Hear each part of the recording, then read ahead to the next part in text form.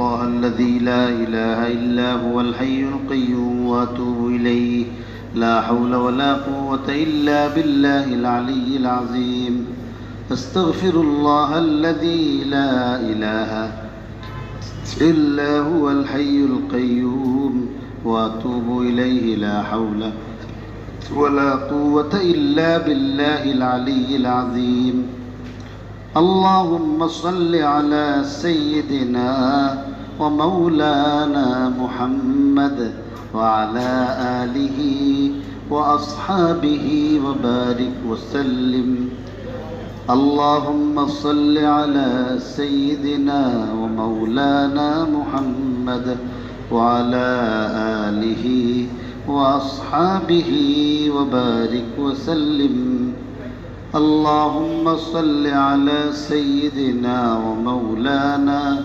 محمد وعلى آله وأصحابه وبارك وسلم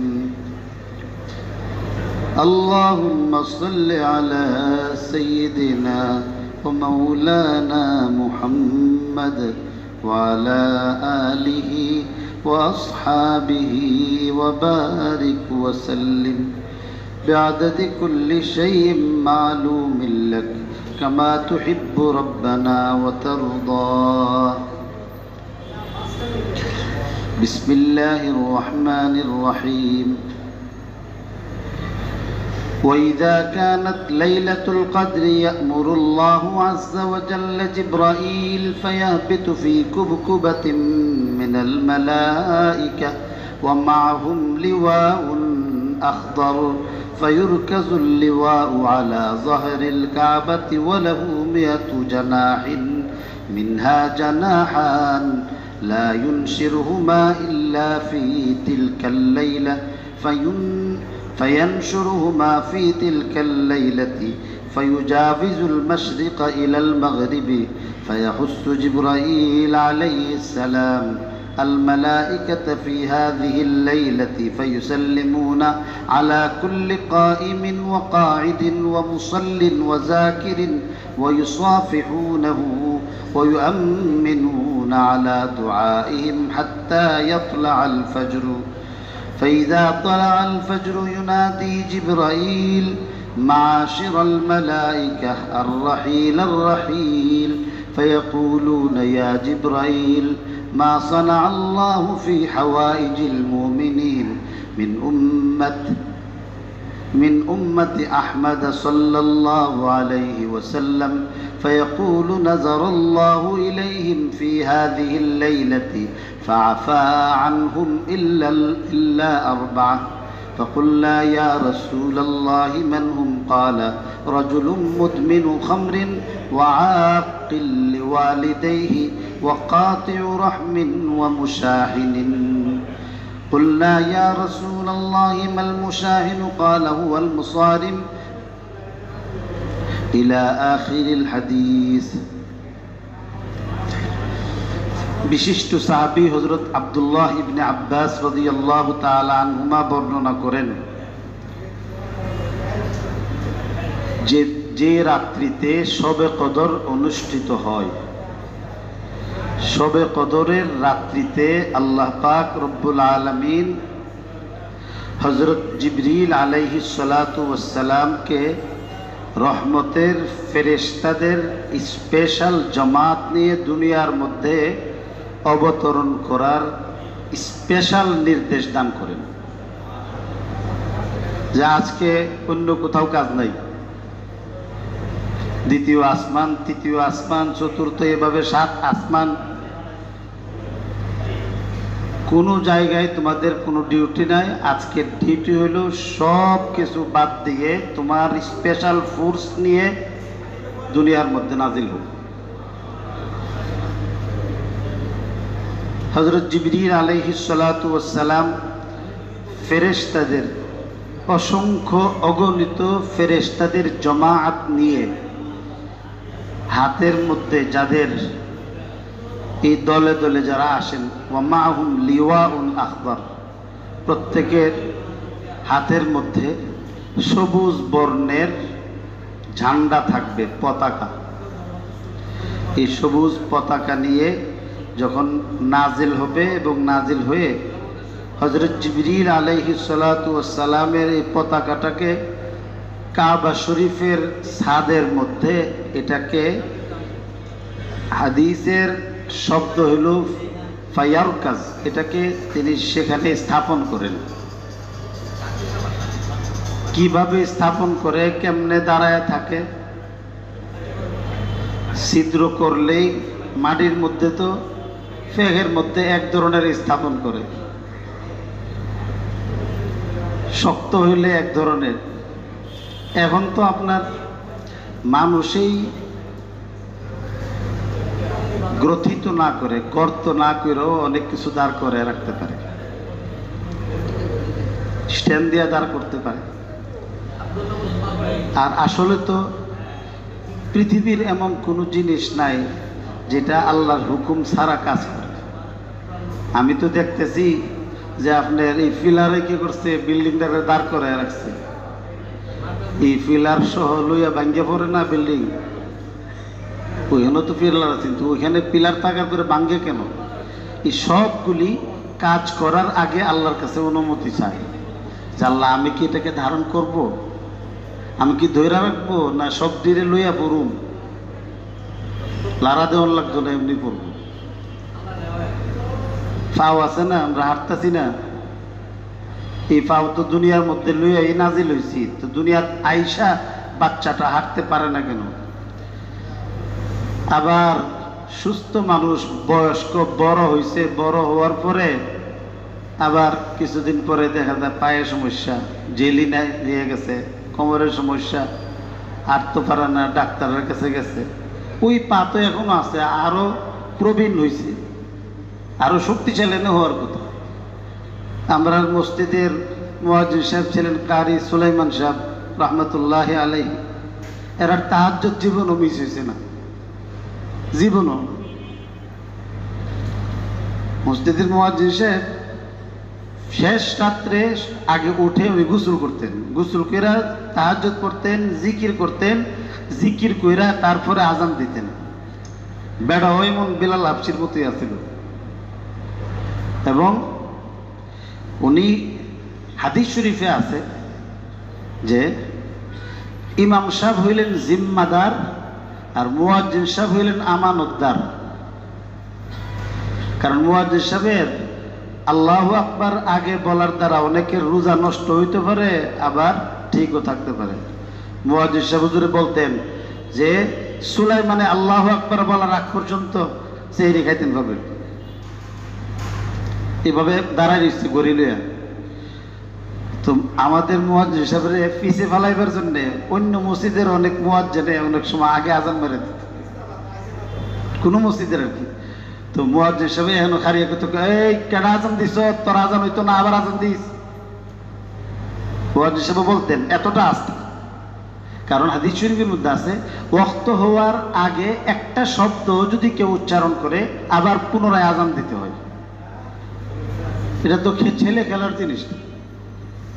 এইভাবে আপনার ওনারা দায়িত্বশীলতার সঙ্গে কাজ করছেন। মুয়াজ্জিন সাহেব আমাদের এই যে কারি সুলাইমান সাহেব রহমতুল্লাহ আলাইহি।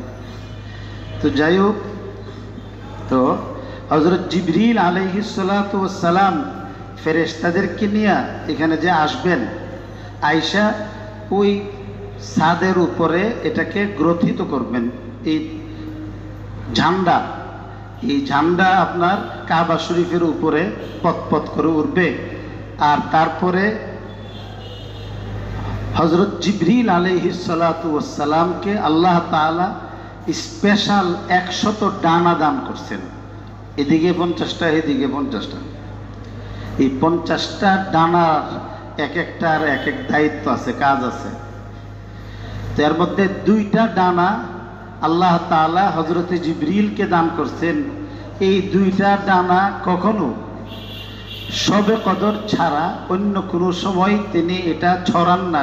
যে দিন শবে কদর হয় ওই শবে কদরের সম্মানে, শবে কদর যারা পালন করবে, বন্দিগি করবে, এদের সম্মান, এদের প্রতি ভক্তি শ্রদ্ধা দেখাইবার জন্য ওই দিন স্পেশাল ওই দুইটা ডানা তিনি ছড়ায় দেন হযরত জিবরিল। এটা যখন ছড়ায় দেয় পৃথিবীর মাশরিক থেকে মাগরিব, একটা হলো পূর্বাচল আর একটা হলো পশ্চিমাচল, প্রাচ্য প্রতীচ্য যে বলে দে, পূব দিক মাশরিক মাগরিব, উদয়াচল আর একটা হলো অস্তাচল। এই পুরাটা মানে সারা পৃথিবী জিবরিল আলাইহিস সালাতু ওয়াস সালামের ওই দুই ডানার অভ্যন্তরে তার নিচে পড়ে যায়। হযরত জিবরিল আলাইহিস সালাতু ওয়াস সালাম তখন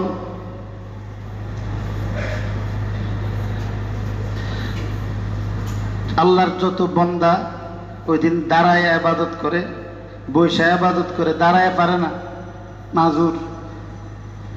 আমি যে কথা বলতেছিলাম হযরত মুয়াজ্জিন সাহেব বলতেন 2.5 মণ একটা বস্তা একটা টান দিয়ে উড়াই ফেলছি, কোমরটা বাঁকাও করছি না। যে লোকে 2.5 মণ বস্তা টান দিয়া কোমর বাঁকা না করে উঠায় ফেলে, এমন শক্তিশালী মানুষও একটা সময় আসে যে তার নিজের হাতটা পাওটা সে উঠাইতে পারে না, কিন্তু সারা জীবন বন্দেগী করছে। শবে কদরের মধ্যে আল্লাহ এত নিয়ামত নাজিল করব, বাড়িতে বয়ে থাকতে আর না বসতে মুসিবত। আয়সা দাঁড়ায় আবাদত করতে পারতেছে না, বৈশা বৈশা আবাদত করতেছে।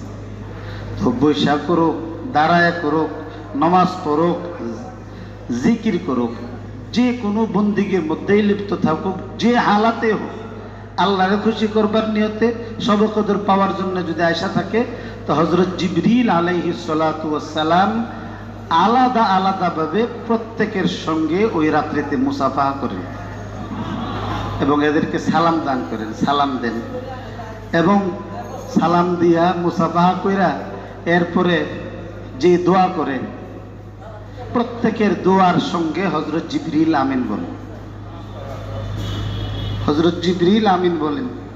এইভাবে ওনাদের কার্যক্রম চলতে থাকে এবং এইভাবে ওনারা অব্যাহতভাবে এই আল্লাহর বান্দাদেরকে সহযোগিতা করতে থাকেন যতক্ষণ না সুবহে সাদেক হয়।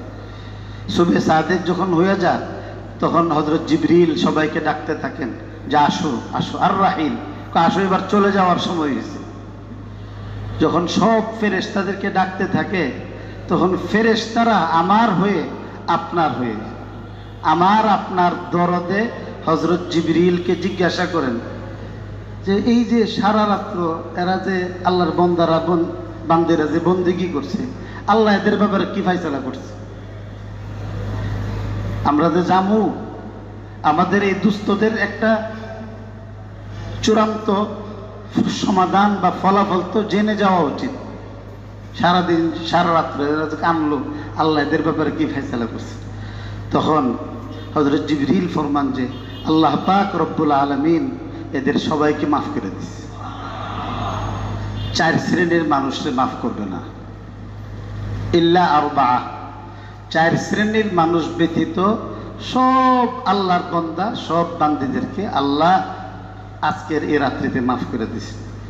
সাহাবীরা আরজ করলেন যে ইয়া রাসূলুল্লাহ, এই 4 শ্রেণীর দুর্ভাগা কারা যাদেরকে আল্লাহ সবে কদরেও মাফ করবেন না? প্রথম হইছে মুদমিনু খামরিন, যারা শরাব পানে অভ্যস্ত হয়ে গেছে, শরাব ছাড়া যাদের জান চলে না। একটা হইল কোনো সময় ভুলে খায়া ফেলছে, ধুকাই পড়ে কি করছে, খায়া ফেলছে, শয়তানের কুমন্ত্রণায় কি করছে, খায়া ফেলছে। একটা সময় তো ভুলে আবার খায় কিভাবে, এটা আমাদেরই বুঝে আসতো না, আমাদেরই বুঝে আসতো না। আপনাকে এই হারাম খাওয়াইবার জন্যে একটা সম্প্রদায় প্ল্যান করে বসে আছে। দুবাইয়ের লা মেরিডিয়ান হোটেলের মধ্যে, আরব দেশ, আমি জিজ্ঞাসা করলাম যে হোটেলের ভিতরে যে কি কি জিনিস, আমি বললাম দা আইয়ু শাইইন নাস্তামিলুহু মাজ্জানান, মাগনা কোনটা কোনটা ব্যবহার করতাম পারুন, নো আরবিক, ইংলিশ, আরবি কথা।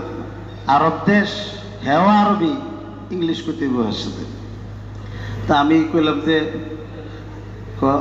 নাহনু নুবগিদুল ইংলিজিয়া ওয়া নাতাআজ্জাবু মিন আমালিকুম, ইংরেজি আমরা ঘৃণা করি আর তোরারে দীক্ষা আমরা কাছে অবাক লাগে। আরব দেশে জন্ম নিছ, গোলামের ভাষায় কথা গোছ করে। পরে আমি বলব যে কোনটা ফ্রি কোনটা ইয়া করবো, দেখাইছে 2 বোতল পানি, 2 piece water, fruits and wine free.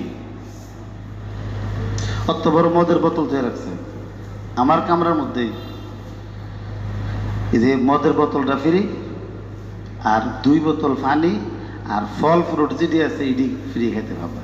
আর বাকি এখানে মধ্যে অনেক জিনিস তৈরি রাখছে, সেন্সর লাগিয়ে রাখছে, দললে টেয়া দেওয়ান লাগলো। ছাত্র জেগেছেন যে পরে পানির বোতল ছোট্ট 2টা দিয়ে রাখছে। গরম দেশ, তুই পানি এনে দিবি, অত বড় মদের বোতল না দিয়ে তুই আমার 10 বোতল পানি দিস না। ঘরের মধ্যে একবার চাইছিলাম যেটা ফালাইয়া বোতলটা নিয়ে ফিরি, বোতলটা তো সুন্দর। হ্যাঁ, তো এইভাবে মানুষকে ট্র্যাপে ফালাইয়াও কি করে হারাম খাওয়ায় ফেলে। আল্লাহ তাআলা কত বড় দয়ালু মেহেরবান যে দেখেন যে ভুলে যদি কেউ এমন কাজ করে ফেলে, শবে কদরের মাহফিল থেকে সে বঞ্চিত হইত না, শবে কদরের মাফ থেকে সে বঞ্চিত হইত না।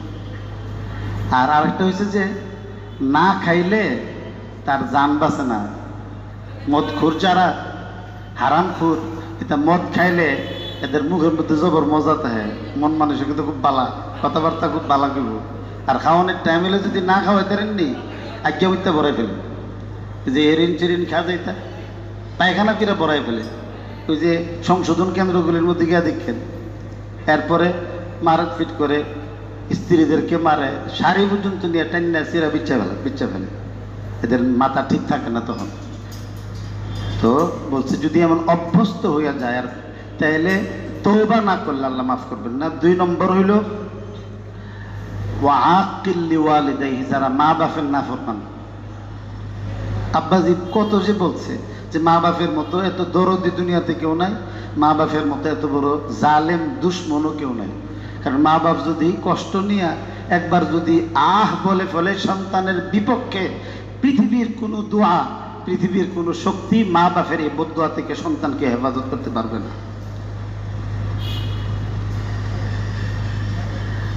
আমার আম্মাজি ইন্তেকালের আগে আমরা বোনদেরকে বলছেন যে দেখো আমি ছেলে মেয়ে যাব কষ্ট করে পালছি, মারা গেলে মা বাপ তখন ছেলে মেয়েরা আফসোস করে যে মা বাপের কাছ থেকে মাফটাও লইতে পারলাম না। আমার কোনো ছেলে মেয়ে আমার কাছে কখনো মাফ চাওয়ান লাগতো না।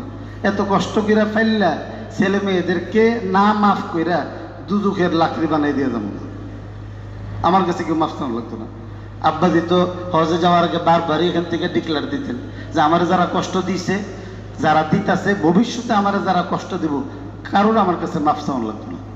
আব্বাজি কথা বলছে, এখানে মুসল্লি অনেকেই সাক্ষী আছেন এখনো। তো এই জন্যে মা বাপের সঙ্গে বেয়াদবি করুন নাই।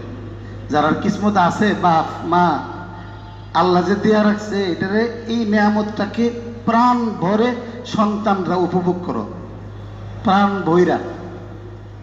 এটা গেলেগা ये लम्हे जिंदगी में हमेशा नहीं रहते, সারা জিন্দগি এই সৌভাগ্য থাকে না। আর একটা হলো কাতিবুর রাহমিন, সম্পর্ক যারা ছিন্ন করে দেয়, আত্মীয়তার সম্পর্ক। আর 4 নম্বর হলো বিদ্বেষী। কোনো সময় এক ভাইয়ের সাথে আরেক ভাইয়ের মনের অমিল হয়েছে, এক প্রতিবেশীর সঙ্গে আরেক প্রতিবেশীর অমিল হয়েছে, এক ব্যবসায়ীর সঙ্গে আরেক ব্যবসায়ীর মনের একটা মিল হয়েছে না, হয়েছে না, পরে কিছু ঠিক আছে, এক মাগে শীত যাইতো না, এই এমন দিন আমারও আইব দিব মানে এটারে আপনার আলো বাতাস দিয়ে ধরে রাখছে, সময় মতো সুযোগ পাইছে, এরপরে খোটা দিছে। কি সময় যখন বালা চিনত তখন তো আমরা এটা চিনছ না। এই জন্য এটা মুমিনের কাজ না। আমারে আপনারা কেউ কষ্ট দিয়েছে, মাফ করে দিবেন, আপনি মাফ করে দিবেন, আল্লাহ আপনাকে মাফ করে দেবেন। আল্লাহ তৌফিক দান করুন।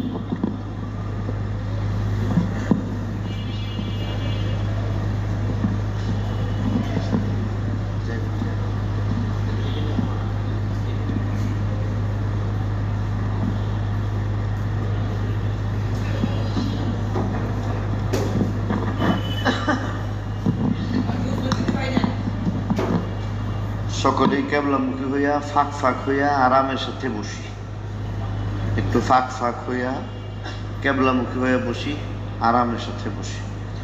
আস্তাগফিরুল্লাহ আল্লাযী লা ইলাহা ইল্লা হুয়াল হাইয়ুল কাইয়্যুম ওয়া আতুবু ইলাইহি ওয়া লা হাওলা ওয়া লা কুওয়াতা ইল্লা বিল্লাহিল আলিয়্যিল আযীম। আউযু বিল্লাহি মিনাশ শাইতানির রাজীম। বিসমিল্লাহির রাহমানির রাহিম। আলহামদুলিল্লাহি রাব্বিল আলামিন আর রহমানির রহিম মালিকি ইয়াউমিদ্দিন। ইয়্যাকা না'বুদু ওয়া ইয়্যাকা নাস্তাঈন।